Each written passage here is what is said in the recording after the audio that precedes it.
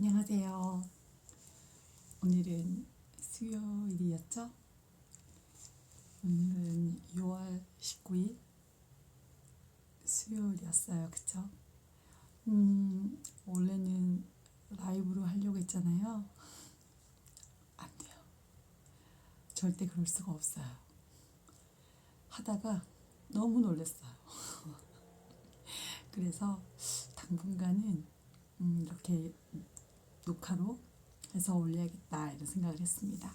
오늘 하루 어떻게 지내셨어요? 저는 오늘 하루 쉬는 날이었어요. 그래서 하루 종일 뭐 제가 앞서 올린 그 일반 일상 브이로그에도 올렸지만 하루 종일 집에서 뒹굴뒹굴 했답니다. 정말 늦잠 푹 자고요. 집 청소해놓고 여러 가지 일하고 저녁 해놓고 저도 맛있는 밥을 먹고 운동도 하고 이 시간까지 TV 보고 늘어져 있다가 오늘 이렇게 이 밤에 지금 12시 5분이거든요. 자정을 지난 시간에 여러분을 만나러 왔습니다. 하루 어떻게 지내셨는지 궁금하네요.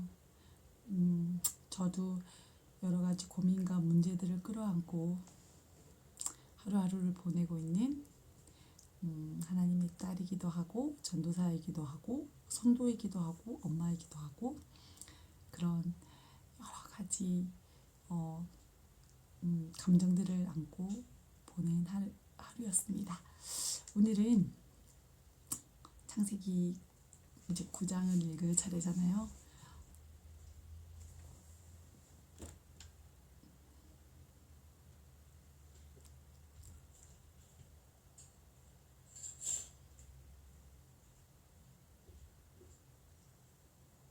잠시만요. 왜 그러냐면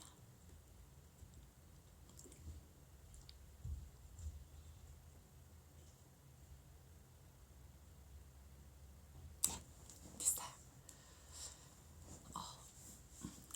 오늘은 창세기 9장을 읽을 차례입니다. 그쵸? 지금 저랑 같이 나눔을 하기로 한 제 학생들은 다 시험 기간인가 봐요. 답장이 없네요. 그래도 괜찮습니다. 여러분들이 있으니까. 창세기 9장은 몇 절로 되어 있나 볼까요? 꽤 기네요. 29절까지 있습니다. 그쵸? 우리 짧게 읽고 제가 오늘은 어프하지 않고 그냥 한번 서로 한번 읽어보도록 할게요. 한번 읽어봅시다. 그 대신 읽는 시간을 제가 빨리 돌릴게요. 그건 괜찮죠? 그건 괜찮을 것 같아요. 그러면 끊으면 안 나? 어떤 게 좋을까요? 괜히 시간만 너무 그렇잖아요. 그쵸? 제가 좀 빨리 감을게요. 여기서부터는 빨리 감을게요. 음?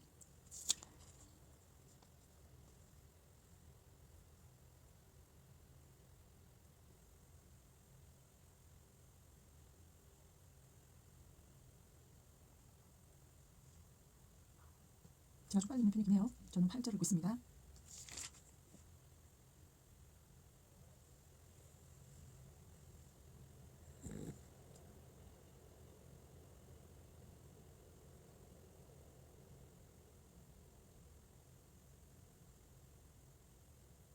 무지개 이야기가 나와 있죠. 하나님의 언약, 노아와 언약하시는 무지개로 언약 징표를 주신 이야기가 나오고 있어요. 그렇죠? 18절 읽고 있어요. 유명한 이야기가 나오네요. 그렇죠? 노아와 그 아들들.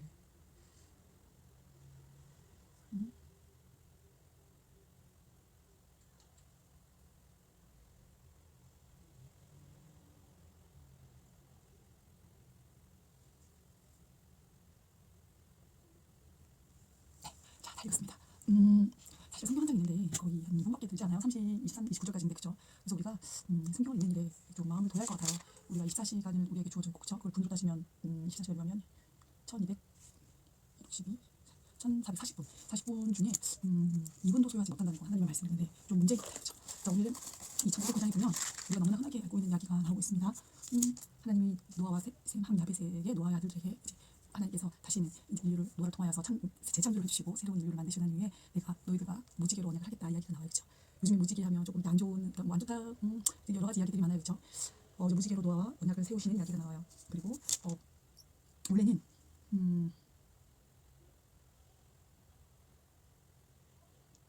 하나님이 이 이후에 물고기를 먹게 하시는 이야기가 나와야 되거든요.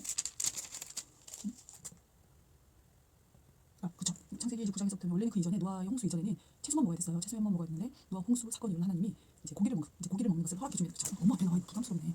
그 대신에 핏째 먹으면 안 되고 고기를 육식을 시작하게 되는 왜냐하면 추위와 더위가 생기면서 인간들이 이제 먹어야 되는 지방도 좀 키우고 그런 이제 하나님의 안에서 가죽 옷을 입힌 것처럼 하나님이 보호 차원에서 인간에게 육식을 허용하는 이야기가 나옵니다. 그렇죠. 그리고 7절, 그러니까 한 문단 한 패러그래프인데 1절부터 7절까지는 하나님이 노아와 노아의 자식들에게 축복해 주신 이야기가 아니 제가 지금 금방 얘기한 육식을 허용한 이야기가 나오고 8절부터 대해서 이야기하고 있습니다.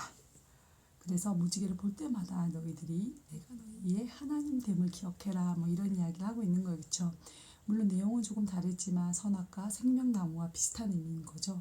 하나님의 하나님 되심을 무지개를 보면서 하나님의 언약을 기억하고 하나님이 인간의 죄로 물든 타락한 세상 가운데 노아를 통하여서 노아의 방주를 통하여서 다시 한번 이 하나님이 만드신 창조 세계 안에 새로운 제2의 아담을 통하여서 인류를 번성시키는 그 이야기.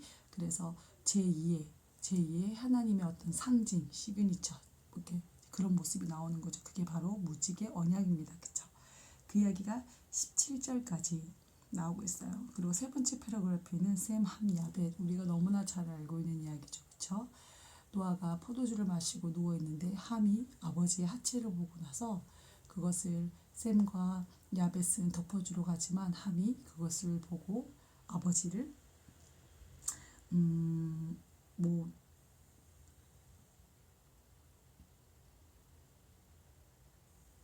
그쵸. 어, 이게 성경에서 보면은 사실은 이 셈과 야벳은 아버지의 그 하체를 옷으로 덮어줬다고 나오고 함은 그 아버지의 그 취한 모습을 보고 벌거벗은 모습을 보고 아버지의 하체를 이렇게 덮어주고 아버지의 어떤 그런 부끄러운 모습들을 이렇게 가려준 것이 아니라 그것을 보고 이제 뭐라고 표현해야 될까요? 그 형제들에게 이제 알렸다. 뭐 근데 막 아버지를 비웃고 아버지를 그랬다기보다는 그 아버지의 그 수치를 덮어준 게 아니라 그 셈과 야벳에게 알리고 이제 조롱이란 이런 표현들은 사실은 나오지 않아요. 그렇죠? 근데 노아가 일어나서 그 가나안의 조상이 된 그 함의 이야기를 듣고 노아가 이제 그 두 아들들에게는 축복을 해주지만 이제 가나안의 이제 조상이 되는 함에게는 이제 저주를 내리는 거죠. 그렇죠? 축복을 하지 아니하고 네가 너희 민족이 너희 후손들이 셈과 야벳의 그 한마디로 뭐 하나님을 찬양하고 그리고 그들을 섬길 것이다. 이제 종되는 이야기가 나오는 거예요. 그렇죠? 그래서 뭐 우리가 예전에는 그게 되게 정설로 믿어졌지만 이 함의 자손들이 뭐 흑인이다 뭐 이런 이야기 있었지만 뭐 그렇게까지 단정지어서 우리가 이렇게 역사적으로 볼 때 그렇게까지 해야 되지는 제가 공부한 바로는 그 정설로 믿기에는 조금 부적합하다 이렇게 저도 배웠습니다. 그래서 세 번째 패러그래프에 있는 노아와 그 아들들에 대한 이야기 그리고 우리가 너무나 잘 아는 셈, 함, 야벳의 이야기가 나오고 있어요. 그리고 홍수 후에 노아가 950세에 죽은 이야기가 나오고 있습니다. 저는 가끔 이 창세기 9장 보면 성경을 읽으면서 이런 생각을 되게 많이 해요. 좀 전에도 이야기했지만 과연 함이 정말 그렇게 아버지에게 축복을 받지 못할 정도의 그게 죄였을까 이런 생각을 되게 많이 했었어요. 제가 신앙이 되게 연약하고 그럴 때 근데 이제 제가 신앙생활한 지 20여 년이 지나가고 전 예수를 몰랐던 사람이거든요.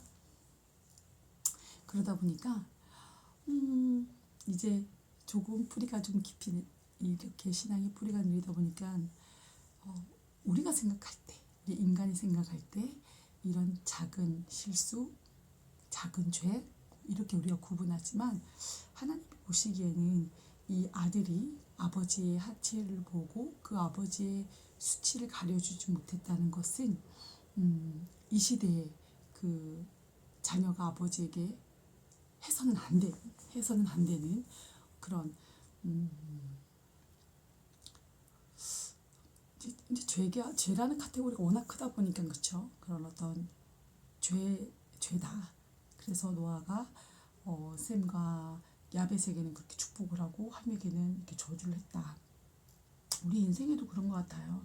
우리가 볼 때는 지극히 작은 죄 같고 별거 아닌 대수롭지 않은 일들로 여겨지는 것들이 하나님의 그 관점에서 바라보았을 때 그것은 큰 차이가 없다.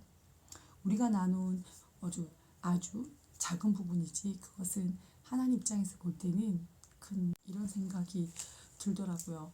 하나님이 노아를 통해서 새로운 인류의 어떤 창조를 이제 재창조를 시작된 거잖아요, 그렇죠? 새롭게 만물이 소생하고 다시 그 짐승들이 이렇게 죄로 물린 세상에 다시 방주를 통해서 나와서 생육하고 번식하고 그리고 노아는 노아의 자녀들로 통하여서 그 믿음의 의인이라고 하나님의 마음에 합한 자라고 당대 의인이라고 말했던 그 노아를 통하여서 그 아들들을 통하여서 인류의 번성이 이루어지길 바랬는데 그 함의 그 모습 아직까지 그 인간 안에 자리 잡고 있는 그런 죄성들 그리고 뭐 하나님이 원하셨던 그런 에덴 동산이 다시 새로운 제2의 에덴 동산에서 나타나야 되는 그런 거룩함 그리고 부모와 자식 간 그리고 그 선과 악 그리고 어둠과 빛 이런 부분에 있어서 하나님 보시기에는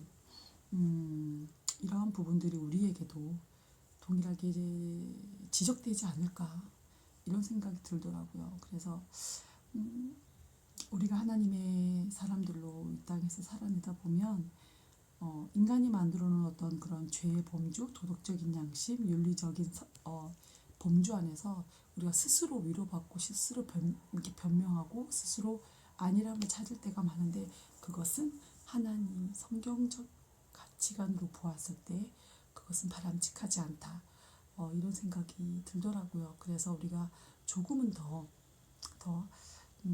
민감하고 예민하게 하나님의 말씀 안에서 좀 더 우리 어떤 행동 반경들, 생활의 어떤 그런 규칙들 이런 것들이 우리 인간이 정해놓은 규칙보다 더 광범위하고 더 포괄적이고 더 성경적 세계관에 입각하여진 그런 양심들과 기준에 맞게 살아야겠다 이런 생각이 들더라고요.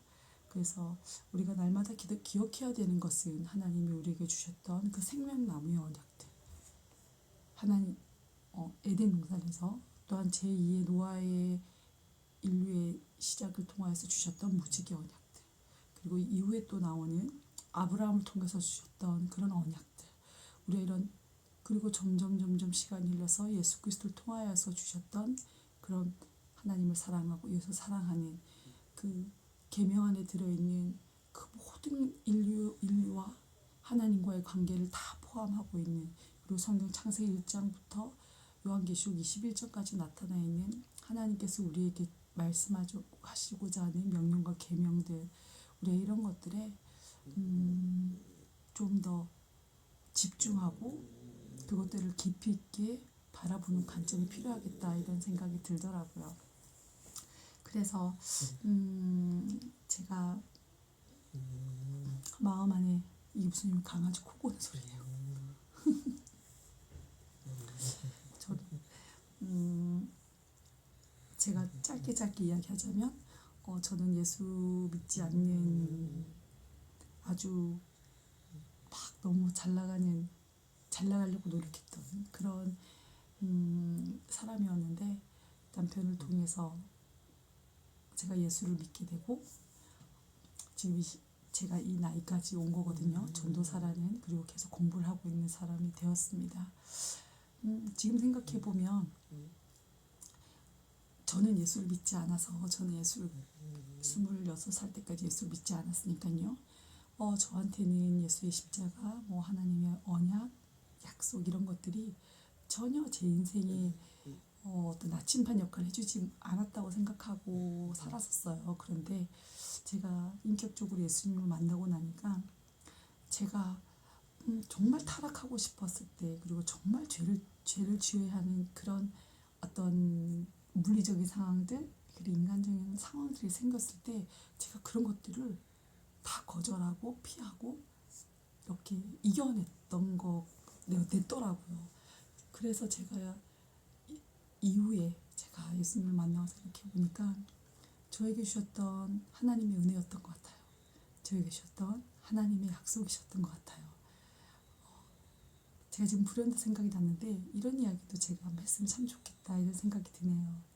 제 결혼 생활을 이야기하면서 그리고 제 삶을 이야기하면서, 그래서 저는 예수를 믿지 주셨던 그 언약과 그런 것들을 제 선한 제 안에 예수님께서 일반적으로 주셨던 그 양심이라는 카테고리 안에서 제가 하나님의 은혜를 발견하면서 살았던 것 같아요. 그때는 거부하고 살았던 예수의 이름이 지금 돌이켜보면 하나님께서 저에게 보여주셨던 은혜였던 것 같습니다. 제가 이제 막 시작하다 보니까 되게 말이 되게 중구난방이에요. 그쵸? 그럼에도 불구하고 이렇게 또 나누니까 되게 행복하네요. 그래서 우리가